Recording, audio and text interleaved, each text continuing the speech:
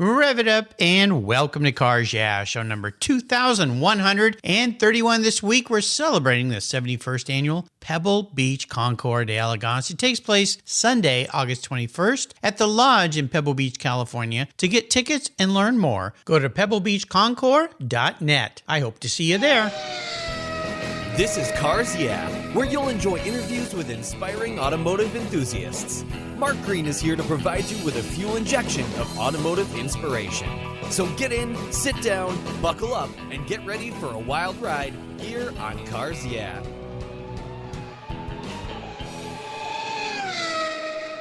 Hello, inspiring automotive enthusiasts, and welcome to Cars Yeah. Today I'm in Sleepy Hollow, New York, with a very special returning guest by the name of Jim Glickenhaus. Jim, welcome back to Cars Yeah. Do you have any gear, and are you ready to release the clutch?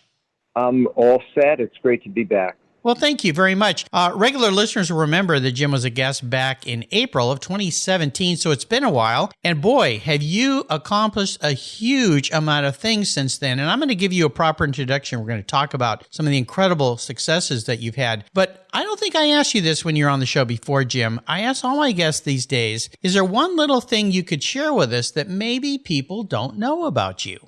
Oh, I'm not sure. I mean, I'm so out there on the net and on social media and on television and things. I really don't think there is. I think everything's exposed. Yeah. What I'll do is give you a proper introduction. We're going to talk about some of the incredible things that you've done this year. Jim Glickenhaus is the founder of Scuderia Cameron Glickenhaus, where they design and create not just cars, but dreams. He and his team compete in the toughest races in the world, including the 24 Hours of Nürburgring, the Baja 1000, and the 24 Hours of Le Mans. The vehicles they design and build compete in these events, and they take those winners and create road-legal versions, transforming endurance race cars into daily drivers. This year, they were the first American manufacturer to podium at the 24-hour Le Mans since 1967. Incredible. They finished this year's 24 Hours of Nürburgring first in class, P12 overall, and they finished third overall at the 1,000 miles of Sebring, and it was the first time there. Incredible. And at Ville d'Est Concours d'Elegance, Jim unveiled their SCG 004CS to the world, a supercar like no other. We'll be back in a minute to learn more, but first a word from our sponsors, so please give them a little love. They're the reason we're here. Buckle up. We'll be right back. My friends at Covercraft offer you 10 different options. That's right, 10 for your vehicle's protection. You can choose from Weather Shield HP, HD, Sunbrella, Ultratect, Reflect, Form Fit, Custom View Shield, and their newest 5-layer all-climate cover, 3-layer moderate climate cover, and a 5-layer indoor option. You have all sorts of ways to protect your car. All of these are custom tailored by Covercraft's talented craftspeople. It's the form and fit with the quality to attention to detail that's been their standard since 1965. Surface protection is the best way to preserve the investment you've made in your vehicles. It's what I do. Covercraft protects cars, trucks, motorcycles, RVs, trailers, and watercraft too. I have a Covercraft cover for every one of my vehicles, and I've got a deal for you. If you use the code YEAH21, YEAH21 at covercraft.com, they'll give you 10% off your order, plus you get free shipping. That's right, 10% off and free shipping. Just use the code YEAH21 at checkout. Covercraft, protecting the things that move you. American Collectors Insurance is your go-to to protect your classic and vintage cars. But did you know they also insure your valuable collections of automobilia and other collectibles? If you're like me, you've invested in a lot of cool collectibles over the years. Those items are valuable. And if you were to lose them in a theft or a fire, well, try to get your normal homeowner's insurance to pay you what they're worth. Good luck with that. American Collectors Insurance provides you with assurance and confidence that your collectibles are fully covered. They insure a lot of items, including automobilia, wine, baseball cards, books, figurines, die-cast models, model trains, glassware, sports memorabilia, toys, and a whole lot more. American Collectors Insurance, they've been protecting us enthusiasts since 1976. They provide you with an agreed value insurance policy backed by a long history of taking care of their clients. Give them a call today for your personal agreed value quote at 866-ACI-YEAH. That's 866 888-224-9324. Tell them you're a friend of mine, Mark Rains here at Cars Yeah, American Collectors Insurance. Classic car insurance designed by collectors for collectors. Automotive enthusiasts just like you and me. That's American Collectors Insurance. So, Jim, my goodness, you have been busy since the last time you were on the show. This passion you have for endurance racing and then bringing these vehicles to the road for those of us who don't endurance race is absolutely incredible. Where did the passion come from to move into this arena? Because, I mean, you're just taking things by storm. Was there some inspiration from someone that drove you here, or was this something you had in your mind all along? Well, I always loved cars, and I always loved endurance racing, and I loved race cars that could be put on the road. And as my film career blossomed, I took some money and I started a little collection of Le Mans cars, so cars that had raced at Le Mans or in the World Championship of Makes against each other. And I wound up with a number of them, which I road converted and drove on the road. I have the Ford Mark IV that Mark Donohue and Bruce McLaren finished fourth at Le Mans in 1967. I have the Ferrari P34 that Chris Amon and Lorenzo Bandini won the 24 Hours of Daytona in 1967. And I have the 412P that finished third overall at Spa, getting Ferrari the points it needed to win the 1967 Manufacturer Championship. And I loved driving these cars on the road, and they were time machines for me. And I was lucky enough when I was a young boy to have met Mr. Canetti. I bicycled to his shop.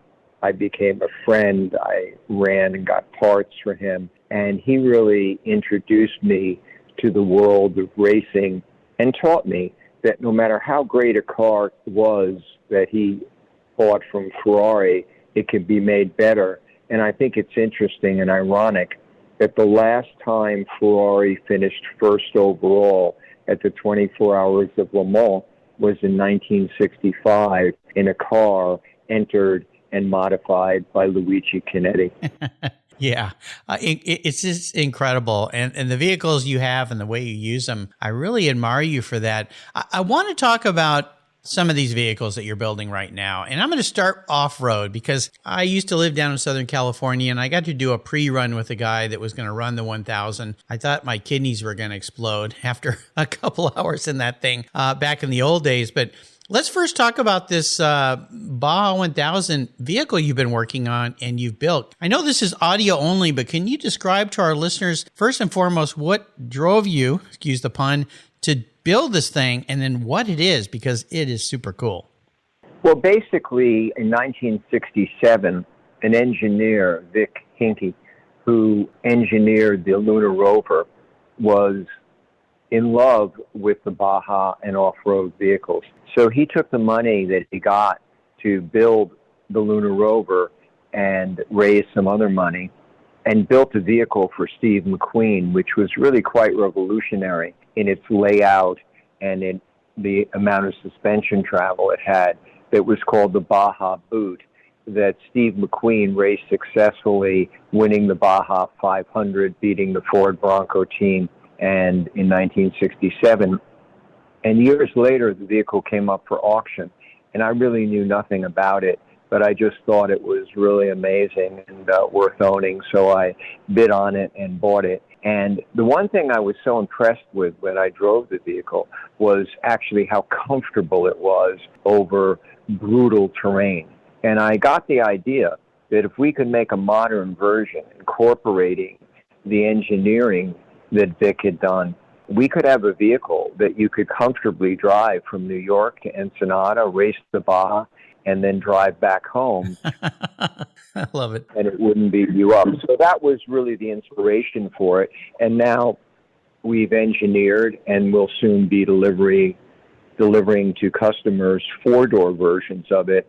And to me, it's the ultimate four-door sport utility vehicle that you really want to be driving when Mad Max comes over the horizon. I love this thing, and I've watched you guys, followed you and your team, the development of this, and the way you've developed it and taken it out there, and it's wonderful. It's just love it. And I like the way you described that. Let's move into supercars, because you unveiled an incredible car at Villa d'Est, the Concours down there, the 4CS. Explain the best you can from a visual standpoint. First, where did that car start? Where did the inspiration come from? And where we end up today, because it's stunning. Well, I think that as Picasso said, all artists steal, great artists steal a lot.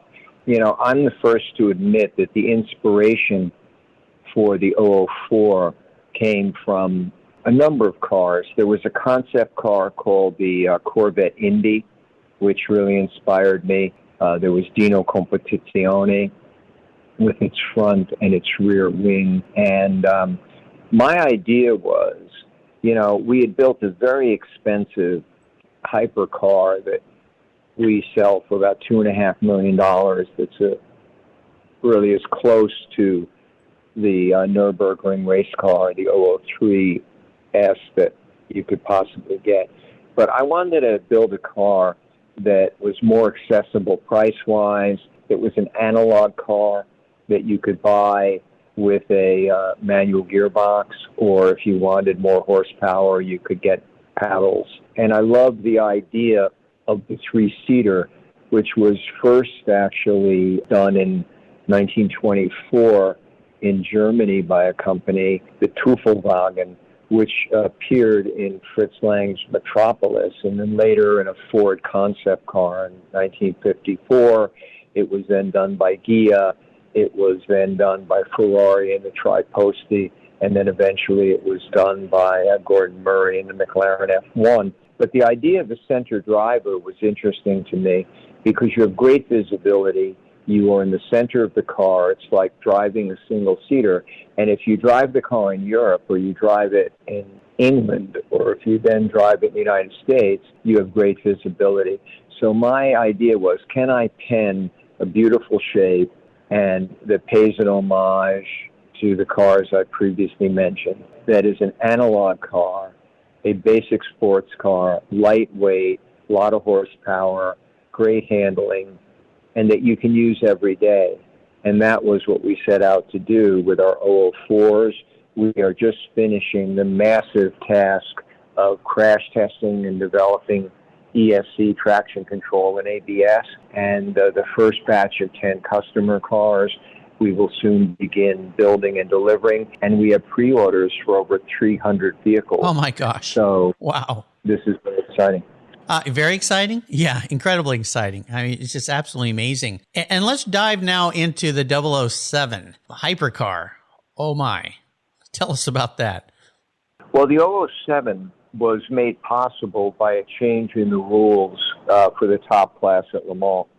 I think the ACO realized that the cost of top class racing had become untenable.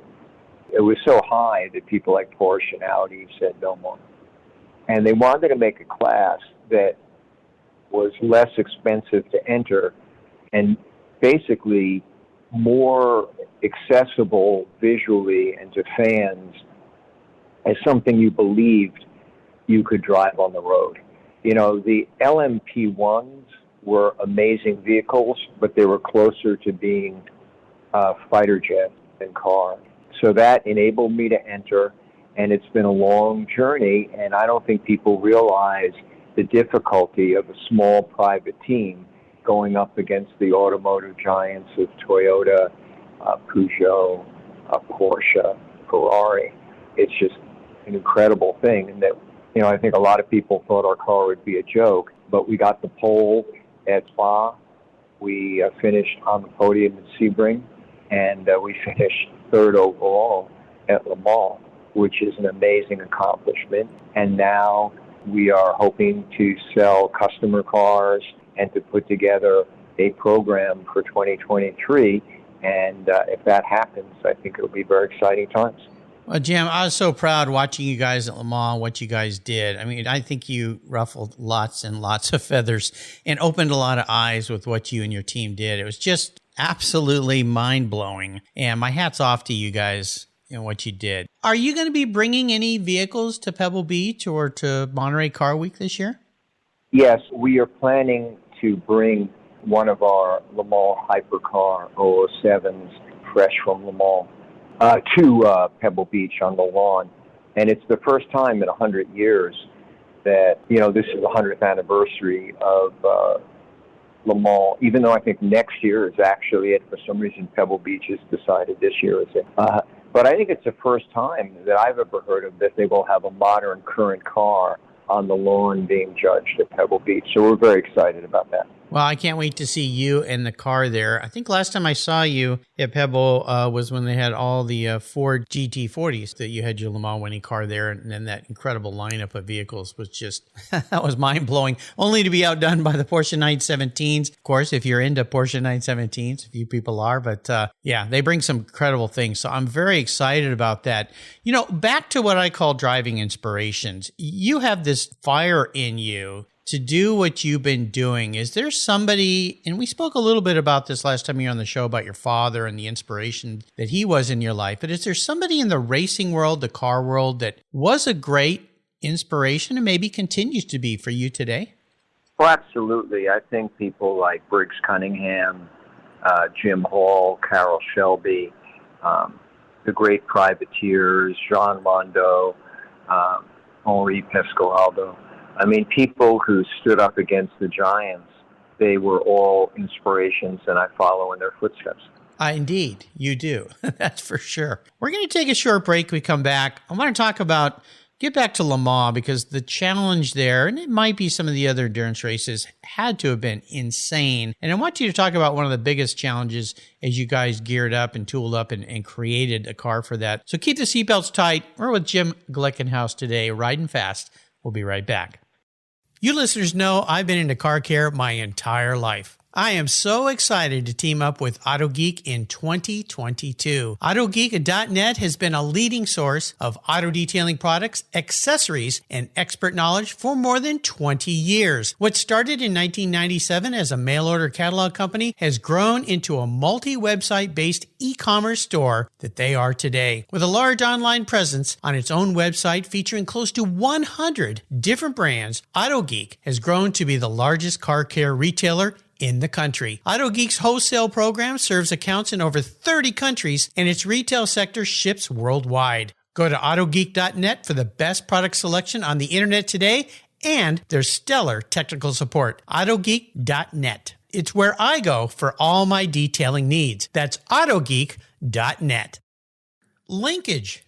It's a new quarterly publication and website that covers the automotive market, driving, restoring, collecting, and discovering your passion for motor vehicles. Linkage is about experiences, opinions, and values.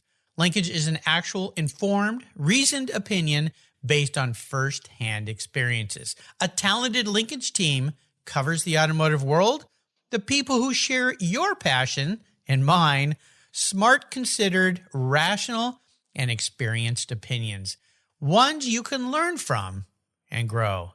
That includes our passion that drives auctions and the collector car market. So come with me and join us on this journey. And be sure to use the code CARSYEAH when you subscribe, and they'll give you $10 off. Boom! Linkage, geared for the automotive life. Subscribe today at linkagemag.com. Being a professional automotive technician today requires an understanding of technology, computers, and electrical systems that are highly advanced and very complex. Karzia is pleased to support TechForce Foundation. It's one of our charities of choice, and its efforts to help young people pursue the technical education and careers as automotive techs. Through scholarships, grants, and good old-fashioned hands-on experience with cars, trucks, boats, and more, TechForce and Karzia are working to connect young people with viable careers in the automotive sector. Join us by visiting techforce.org today. So, Jim, the big challenge question here is always about something that pushes you to the edge, but more importantly, teaches you an incredibly valuable lesson is when we get out there in the marbles that we learn the limits of the vehicles. What was a big, and I'm sure there were lots to choose from, but a really massive challenge with going to Le Mans and being on the podium? There are several. I mean, the reason we race is we learn what makes a great road car. You know, we figure that a 24-hour race is really like 100,000 very hard miles on the road. So we learn how systems hold up, how parts hold up, how cars perform, how tires perform, how suspension perform, how engines perform, how you have to keep them cool. Because while it's very challenging to keep a race car cool at Le Mans on a 100-degree day, it's also very challenging to keep a road car in stop-and-go traffic on an LA freeway on a 100-degree day. So you really do learn a lot, and that's why we race. The challenges, I think, are also mental. I think you have to realize that what you're trying to do is very difficult. There'll be good days, there'll be bad days, and just to keep yourself grounded and not let things get you down when they go the wrong way, and frankly, not get too happy when they go the right way. There you go. Wise words. Well, I know you're always looking forward because you're a racer, you build racers, you build wonderful street cars. So that means always looking way down the track for what's to come. Is there anything on your bucket list of what might be next in your world? No, I think that we're moving to what I wanted to do, which is to have a small company that builds great road legal sports cars and road legal Baja race trucks. And the other thing is that we are moving to trying to make a better future for the world with our zero-emission hydrogen fuel cell trucks, starting with a pickup truck, which we feel are a very viable solution for zero emissions. You know, we think there is a place for battery electric vehicles, but we don't think by any stretch of the imagination it's the only solution. I think that if you have a battery electric vehicle, there are problems with it in the winter in terms of range. There are problems with it on very hot days. If you park it, the air conditioning for the batteries has to turn on. This reduces range. So we think that a vehicle that you get in and drive from home, do errands, and come home in, battery electric is a very good answer. We think if you're willing to look at a long-distance car trip differently than you would, and you're willing to add hours and even days finding service centers, charging stations, and plugging yourself in, that's okay. But for fleets that have to be available 24/7, 365, you know, if they're plugged into the wall and they have to go out on an emergency call at 3 a.m, their battery electric pickup truck is worthless to them. Also, battery electric pickup trucks carry 1,800 pounds of batteries, which is 1,800 pounds less of towing capacity and load. So we feel that hydrogen fuel cells, which is zero emissions, and we have developed a refueling solution, which is very quick and simple. We can refuel the vehicle in 15 seconds from a depot, so that our first sales we see as being to fleets who will go out and use them for 300 miles, come home, and then refuel and then go out again. So that is sort of on our bucket list to get that going. You know, I'm happy to hear this. I've had a lot of people on the show here that are developing battery technology, but all of them, even though they're focused on batteries and EVs, have said what you just said, and they said that can't be the only solution. And I'm wondering what your thoughts are on hydrogen. Seems like such a viable option, but we don't hear about it. Is that because the government isn't pushing it, or is it more difficult in some way? But it seems so logical. Well, I think it is logical. I think there are huge projects to produce completely green hydrogen. I'm not convinced that electricity is completely green, and there's some dirty little secrets about batteries where, you know, mining the rare earth materials needed is still done by child slaves in places. So we think it's going to happen. I think we need people who are nimble and quick like us to bring it to the market, because I think that, you know, if left to the large OEMs, they will get there, but it will take too long.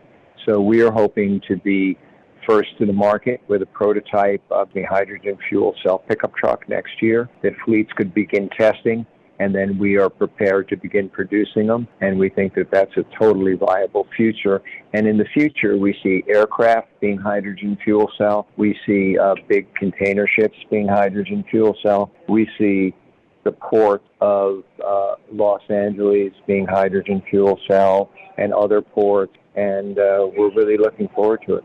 And it's incredible. I love it. So this may be a difficult question, like asking which is your favorite child. But is there one really special vehicle in your life? You have so many great vehicles, not only the cars you've collected, but the cars you're building. This could go back to your first car, but is there one vehicle, if you had to just pick one today, that really stands out, maybe in your heart, less so in your mind? What would it be? Well, I think the one that I daily drive is the 004 CS. I think that is the really the distillation of everything that's good with sports cars. It's light, it's fast, it's durable, it can hold up to bumper traffic, it looks pretty good, Yeah. And it's a very enjoyable thing to drive. So that's really my favorite vehicle.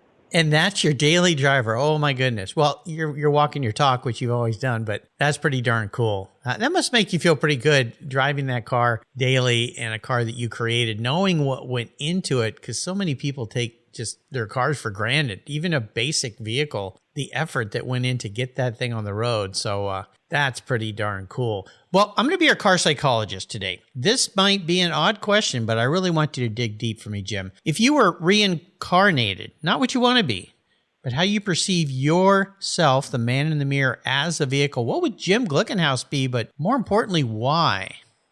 Oh, I would be a lot of things, but I think if, I had the ability to change things, I would probably want to do what other people do, which is to go back in time a little bit, so I would have more time going forward. But if I could be where I am today, 50 years ago or 30 years ago, I think I could witness amazing things and changes. I think our company will, and I think my children and my grandchildren will see it, and hopefully I'll have a number of years to enjoy it.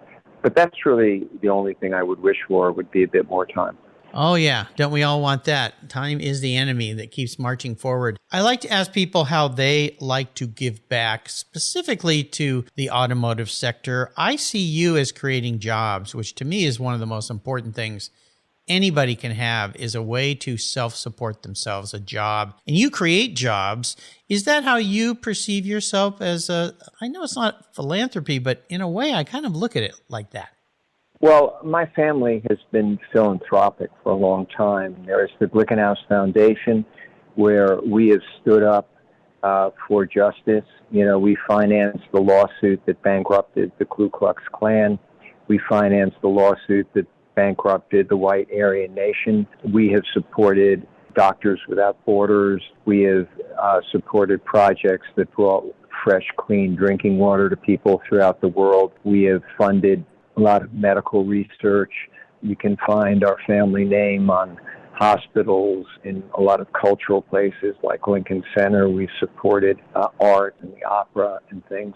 And I think if you're lucky enough to have made some money, I think you have an obligation to support people that need it. We're supporting refugees from Ukraine. We're doing a lot of things like that. And in our little company, it's a little bit more than just creating jobs.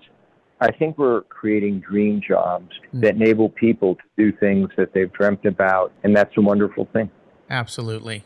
Wonderful. So is there a great book since we last spoke that you've read that you'd like to share with our listeners? I think there are a lot of great books, but I think that the quintessential book for me, there are two of them really. There's Mark Donohue's The Unfair Advantage, because I think that spans an enormous amount of racing in a very interesting way. And then there's the book A French Kiss with Death, which is sort of about Steve McQueen's obsession to make the movie Le Mans and the development of the 917, taking it from a widowmaker to a winner. And I think both those books are well worth reading. Excellent books. Yeah, I recently had David Donahue on the show. Talked a lot about, well, that book was the one he recommended, of course, and his father and so forth. Yeah, the great Mark Donahue. So I'm going to enable you to go on the ultimate drive. This almost seems a bit silly, but I'm going to ask it of you anyway, Jim. Today, I'm going to open a massive checkbook. Money's no object. I'm going to buy you or provide you with any vehicle in the world. You can take it anywhere, and here's the key. You can take anybody with you, even somebody who's passed, which opens up the world to all sorts of things. For Jim Glickenhaus, who has made and taken many ultimate drives, what would be pretty special for you today with all those criteria lined up in place? Well, first of all, I'd like to say that, I have great respect for anyone that drives a car that they love with someone they love. And I personally don't think that it matters what the car is. I mean, I have so many enjoyable memories of driving with my wife, Meg, who I've been married to for over 52 years, wow, in a VW Bug, going on road trips and pulling over and having a picnic and enjoying myself. So, my future drive would be just being in a car I love with someone I love, probably on a beautiful scenic road in Sicily or the Pacific Coast Highway or upstate New York or Vermont in the fall, and doing that. The most interesting drive, I've had a lot of interesting drives. I mean, I drove with Nino Vaccarella in my P34 that he raced twice in the Targa Florio. Wow. And Nino and I drove from the start line to Cerda and alternated, and that was an amazing drive. And I've driven with Gerald LaRousse and Rene Arnaud and Jackie Ickx, my T45. Wow. And those have been amazing things. But I think the most amazing rides I've had were when I was in college and I was hitchhiking all over California. I had hitchhiked down to L.A. To spend the weekend with a girlfriend, and then I had to hitch back to UC Santa Barbara on Sunday. And I was standing on the entrance at Sunset Boulevard with my thumb out, and a red 275 GTB4 pulled over with a beautiful woman who had long blonde hair. She was wearing a yellow outfit, I remember. I think it was a pantsuit. And she said, well, I'm not going up to Santa Barbara, but if you want, I'll give you a ride for a couple of exits. And I said, thank you, because I had a little sign that UCSP. And I sat next to her, and she blasted up 405 and said, I have to get off in Mulholland, but I'm sure you'll get a ride from there. And she got off in Mulholland. And then I stood on the highway, and a couple of minutes later, a VW van with psychedelic paint all over it pulled over. And they said, yeah, we're going up to Santa Barbara. And it was Iron Butterfly. No way. Oh, my gosh. Inagata Vida, baby. I got in the van with Iron Butterfly. And then, of course, I went to the concert that night. So that was an amazing, amazing adventure. The footnote to it is a bit of a sad one. The woman who picked me up was Sharon Tate. Oh, my gosh. Oh, wow. So, I think I'm always reminded of the Kinks song, which is, those who are successful, be always on your guard. Success walks hand in hand with failure down Hollywood Boulevard. Wow. Oh, my gosh. That is absolutely incredible. Iron Butterfly and Sharon Tate. My goodness, Jim, you must pinch yourself every day you wake up, the life that you've lived. It's absolutely amazing. Before I let you go today, would you share maybe, I know you've got some great words of inspiration, wisdom, success quote or mantra you could share with our listeners? Yes. I would say that failure is not the worst thing that can happen to you. Not following a dream, no matter what happens, is something that you really, really will regret. My advice would be, don't be afraid. Go for it and enjoy the journey. So that's really how I would like to finish up. Yeah, absolutely. So one last thing with you, and I'm going to put links to Jim's website. You've got to go check it out if you've not already been there, glickenhausracing.com. It's absolutely incredible. If you had to pick maybe one or two things you're looking forward to seeing this Pebble Beach Car Week and the Pebble Beach Concours, what would it be? What's got you excited for what's coming up for all of us in a few weeks? Well, I think it's just the incredible eclecticness of the cars that you see during Car Week, and that you see men and women and boys and girls who love cars enjoying themselves and having a good time. And I would just hope that people realize there are as many gems just in the parking lot as there are on the lawn, and just enjoy each and every one of them. This is a phenomenal week that's coming up. If you've not done Car Week, Pebble Beach Concours, add it to your bucket list. If one thing the last couple of years have taught us is life is fleeting, you got to join Jim and I and all the incredible, inspiring automotive enthusiasts that are going to be there this year. Jim, hey, thanks for taking time out of your very busy schedule. Awesome to talk with you again. I cannot wait to see you in Pebble Beach. Until you and I talk again, I'll see you on the lawn at the Pebble Beach Concours d'Elegance. Thank you so much, and just keep rocking. Absolutely, my friend. You take care. Thank you so much for joining us on today's ride here at Karzia. Drive on over to Karzia.com to find show notes and inspiring automotive fun. Download your free copy of Filler Up, a fun book filled with gorgeous photographs of fuel filler fun, including quotes from more inspiring automotive enthusiasts. Download your copy today, and we'll see you next time on Karzia.